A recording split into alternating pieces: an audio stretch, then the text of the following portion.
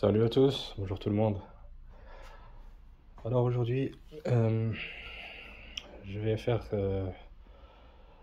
une réparation, un remplacement plutôt, ici sur la Volkswagen Polo, donc la mienne, de Volkswagen Polo de 2008, moteur 1.4 FSI, type moteur BUD.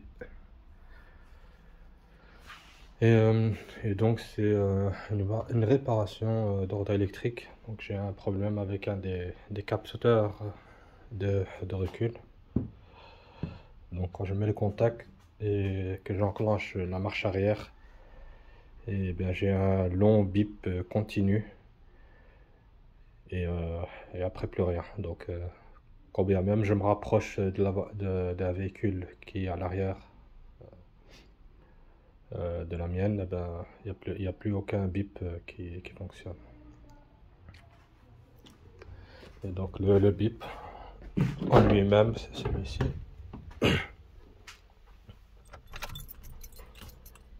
Mais le contact.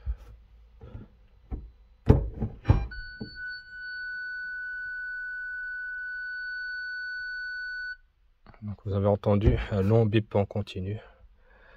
Donc ici la caméra de recul fonctionne, ça c'est pas un problème, mais c'est au niveau. Donc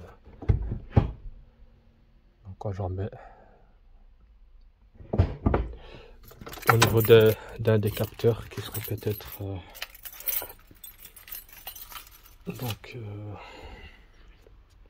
foutu ou bien les câblages, faut voir. Donc je vais mettre la valise de diagnostic pour voir exactement lequel qui est en défaut. Donc voilà. Entre parenthèses, j'avais déjà un abonné qui m'avait déjà posé la question. Il avait le même phénomène. Et donc, comme par hasard, le hasard fait bien les choses, ben, j'ai le même problème.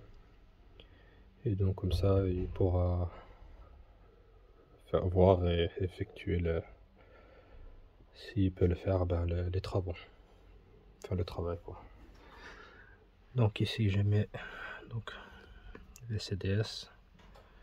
Donc on va aller dans le module nécessaire. Navigation, surveillance, habitacle, le module confort.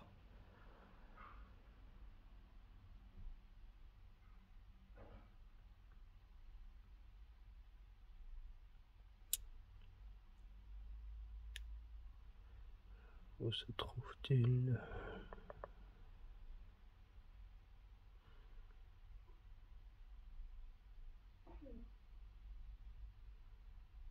Voilà. Ici le 10 aide au stationnement.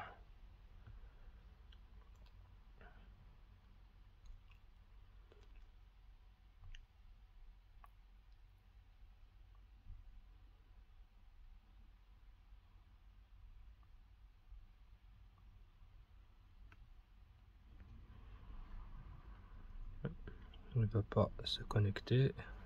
Bizarre.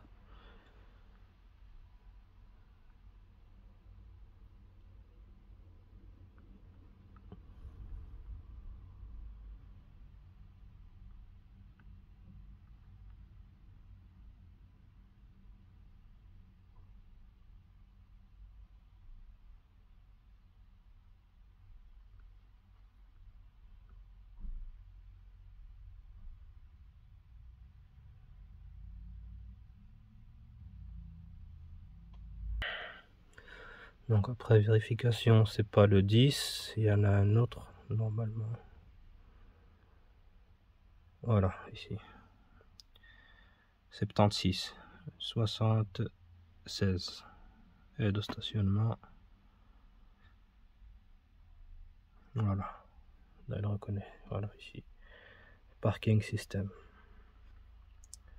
Regardez les codes défauts. Voilà, il y en a bien un. Donc transmetteur d'aide au stationnement, arrière, gauche, milieu. G204, rupture CC à la masse. Rupture de courant à la masse. Donc voilà, on voit lequel qui est en cause. Donc l'arrière gauche milieu. Donc à gauche milieu ici. Donc c'est côté conducteur. Il y en a deux. En total il y a 4 capteurs. Donc celui du milieu, je suppose c'est celui-là. Donc ça c'est le premier, donc ça doit être ici. Donc voilà. Maintenant qu'on sait lequel qui est en cause, donc je vais laisser ça comme ça. Hop. Le contact.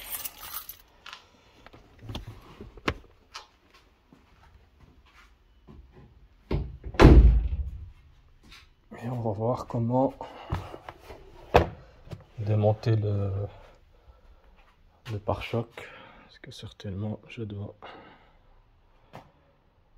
donc retirer le pare-choc pour pouvoir atteindre le capteur.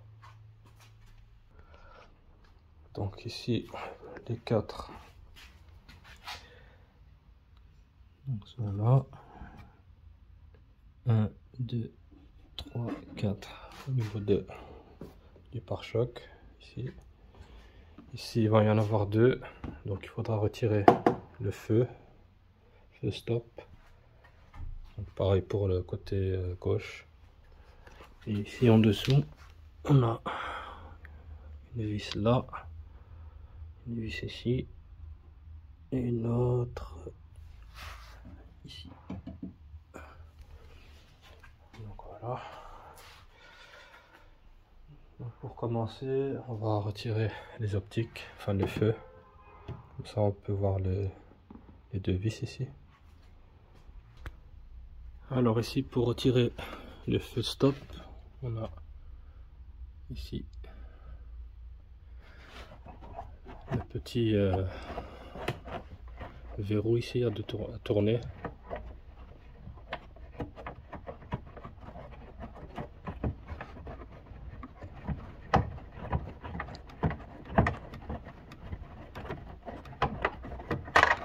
Voilà.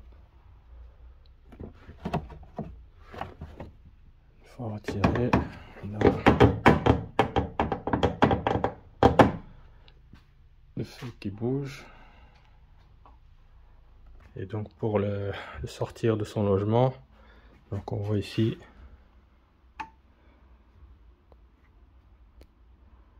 donc ici il y a une tige d'appui en haut et en bas, et donc avec les 2 mains il faut soulever vers le haut et le pousser vers l'extérieur.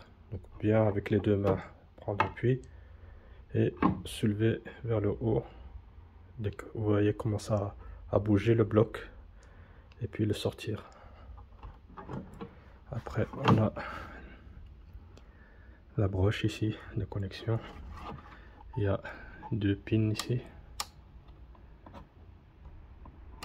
une en dessous, une au-dessus, une en dessous. Donc il faut juste appuyer pour le sortir.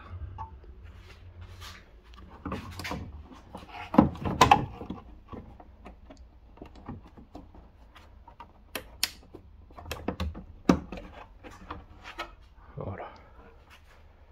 On pose à l'intérieur. Et ici on a les 2 fameuses vis. Donc pareil ici aussi, on enlève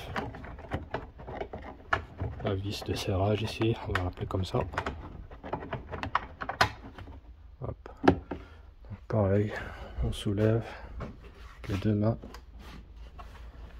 Avec une main c'est compliqué, mais avec les 2 mains vous soulevez et vous sortez le bloc. Donc voilà. Alors ici, je pense c'est du Torx 30, si je ne me trompe pas.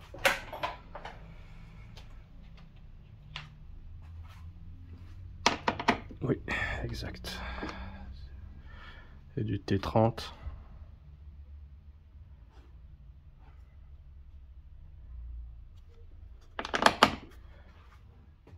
On vient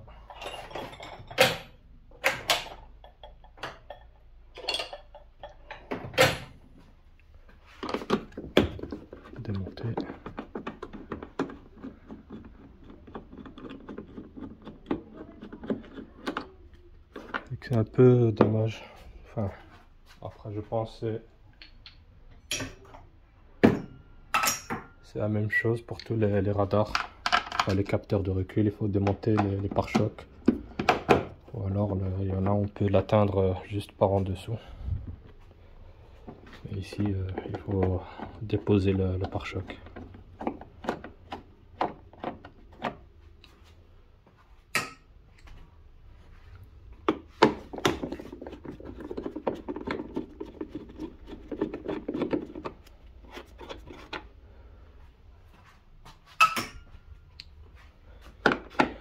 Moi ici j'ai soulevé la voiture parce que voilà, c'est plus simple pour moi de travailler.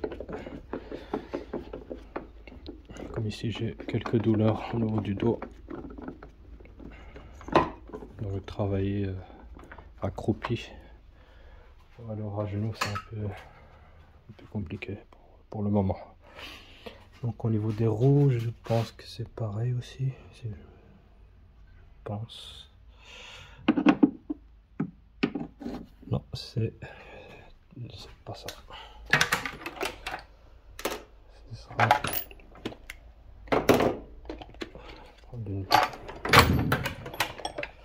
Ce sera du T20 et je prends une clé à cliquer.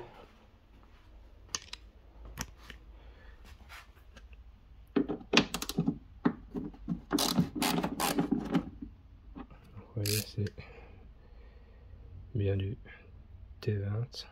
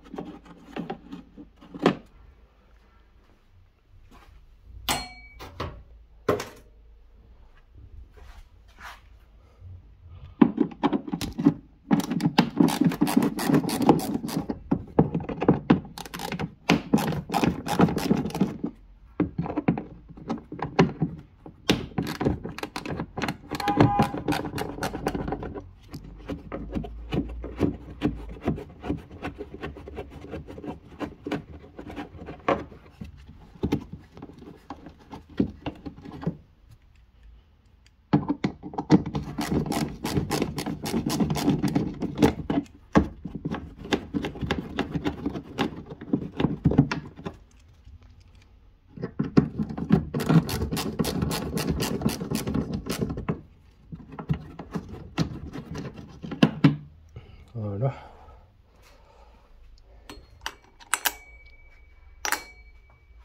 Donc ici moi je les sépare. Ça, il n'y a pas de problème. Côté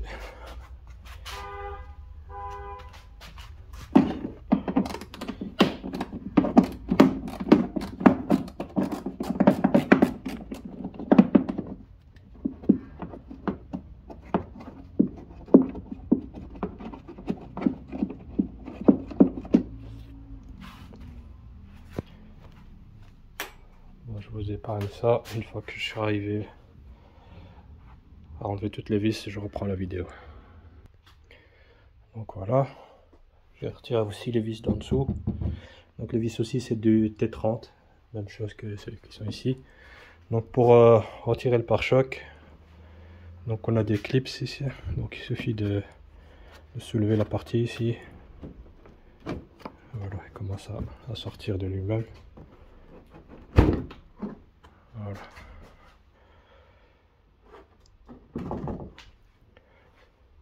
Ici, pareil ici, on vient soulever.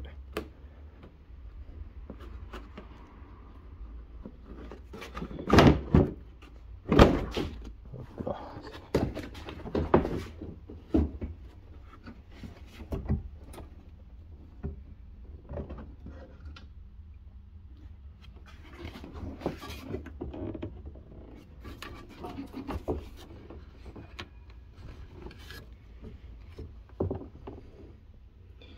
Ici on voit le capteur qui a un problème.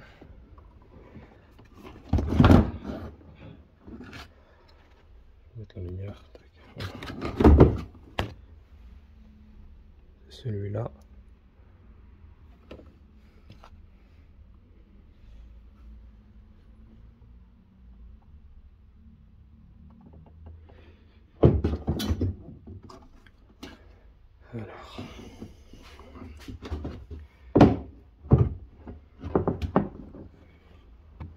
pour le sortir. On a ici la connectique. Donc ici il faut appuyer sur la partie là, pousser en même temps, et voilà. Donc pour l'extraire de ce logement, on a deux clips là, ça ici là et ici. Donc il faut appuyer.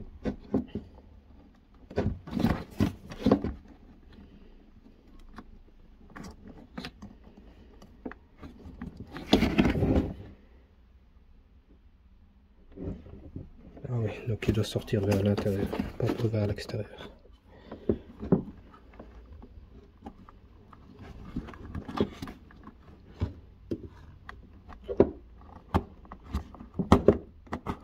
Voilà.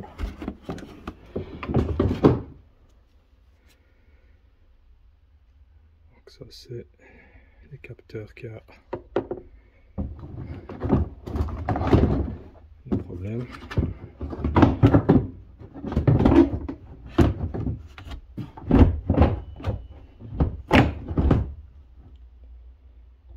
Comme ça, il ne tombera pas.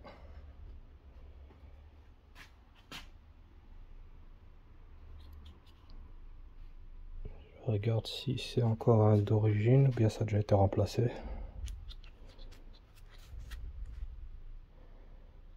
Non, c'est un d'origine. Donc on voit la référence 7H0 919 275C 275C.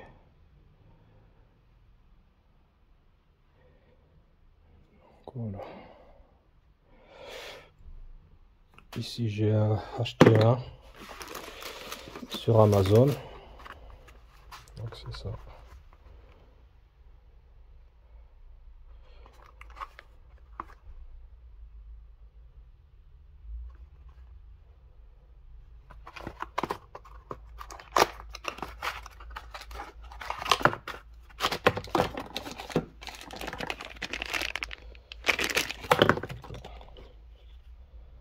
Donc voilà.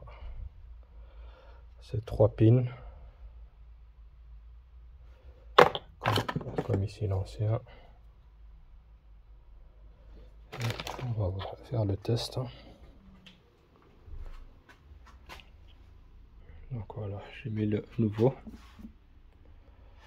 On va voir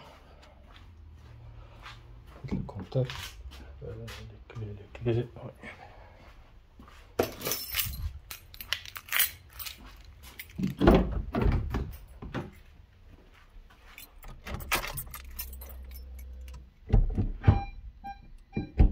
Voilà.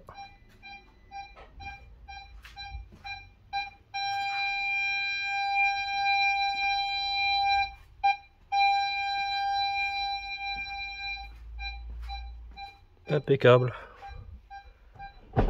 Donc les capteurs fonctionnent bien maintenant. On entend bien le bip de fonctionnement. Donc c'était bien celui-là qui était en défaut. Donc arrière, gauche, milieu. Donc c'est le deuxième à partir du premier capteur. Et pour ça il faut bien passer la véhicule au diagnostic pour savoir lequel qui est en défaut. Et donc voilà, ici certainement le temps a eu raison de lui avec le froid, le sel et tout. Donc voilà. Il ne reste plus qu'à supprimer le code défaut et à remonter le tout comme il se doit. Donc pour ça il n'y a rien de compliqué, on remet le pare-choc à sa place.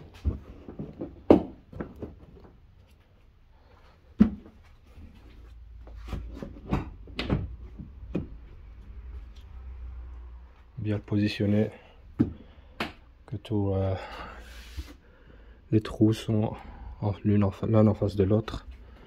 Et ici, ça doit bien rentrer au niveau de l'aile et du pare-choc. Donc pour bien positionner la partie ici, on a ici, ressortir. Donc vous voyez ici, on va le voir.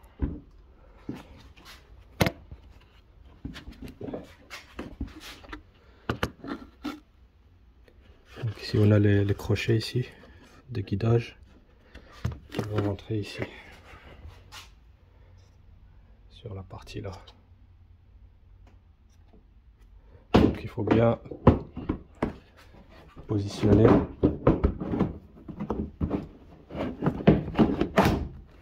Voilà. Donc ici les trous sont bien l'un en face de l'autre. Donc il faut bien le positionner, les guidages, les rails là, et pousser le pare-choc vers l'intérieur. Et ici pareil, et j'ai déjà mis. Donc, voilà. Contrairement à d'autres, il faut juste s'enclipser et bien tapoter sur le pare-choc pour qu'il se clipse. Et ici non, c'est des glissières, enfin des rails, donc il faut bien le rentrer. Et maintenant il ne reste plus qu'à mettre les visseries et voilà. Voilà, une fois les visseries remis, on va remettre les feux arrière. On remet le connecteur à son emplacement. Ici, les fixations. Donc on les rentre.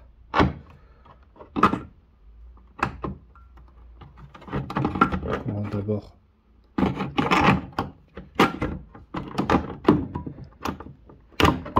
voilà la partie de dessous, vous voyez,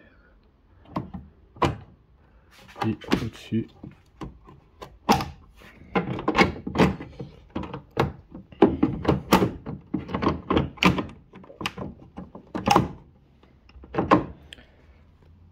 Donc ici, tout est bien rentré.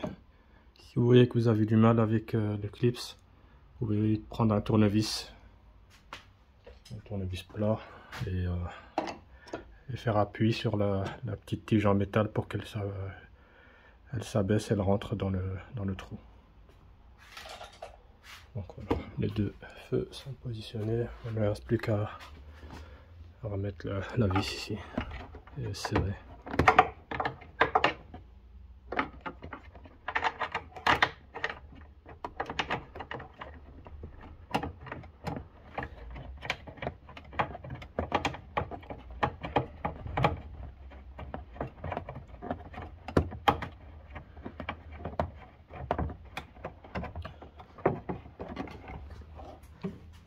Si tout est bien positionné et on serre bien comme il faut.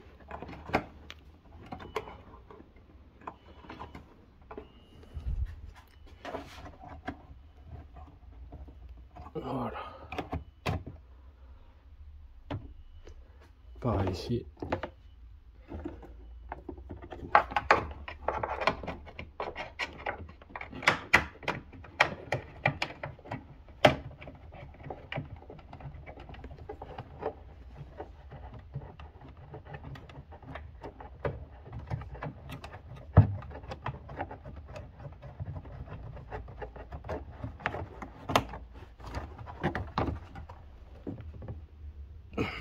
Et voilà.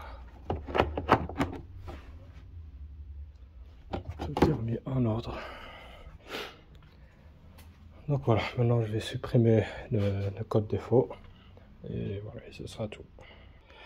Donc voilà ici au niveau de l'habitacle pour supprimer le code. Ici, comme on a dit, on va dans le module ici, celui-ci, et de stationnement 76. Donc il faut rentrer, on va lire les codes. Voilà, ici, on va l'effacer. Oui, les codes ont été effacés. Donc voilà.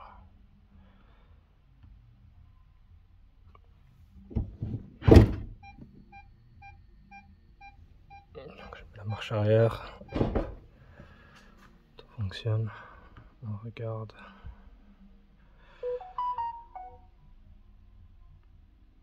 Voilà, plus de défauts.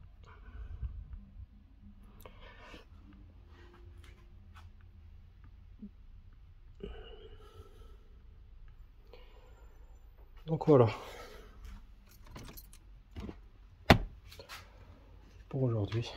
Donc comment remplacer un capteur de stationnement, capteur de recul sur ici l'Apollo, ou peu importe le véhicule, hein, donc peu importe la voiture ou le modèle, donc ce sera le même principe. Donc il vaut mieux d'abord faire un diagnostic et comme ça on sait lequel il faut remplacer, côté droit, côté gauche, celui du milieu, ou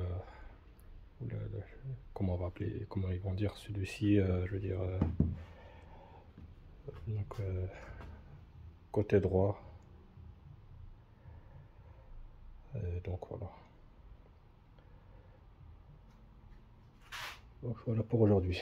Donc merci encore de me suivre et pour vos commentaires.